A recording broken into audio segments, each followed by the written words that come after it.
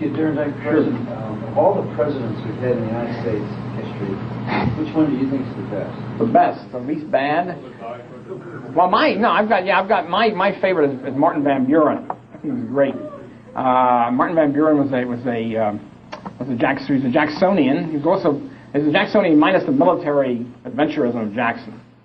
Jackson was a general, so he tended to go out and crush the Indians, crush the British, and that sort of stuff. And whereas Van Buren was pro-peace.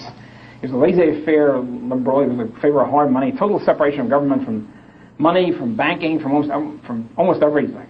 And he's very smart. And he also was one of the few people in politics who was able to maneuver and yet do it on a basis of principle. It's very difficult, of course, to do it, as we know in the LP. But how do you, when you don't have much power, okay?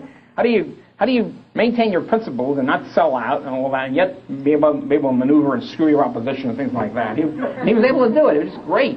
It's a marvelous role model, it seems to me, for real-world politics. I mean, see, the thing is, most of libertarian historians, when they go back, they look at Lysander Spooner and people like that, of course, are great. I love Lysander Spooner. On the other hand, you should also look at politicians. Were there any really good politicians who were able to maneuver within the system and make it better? Van Buren was an outstanding example.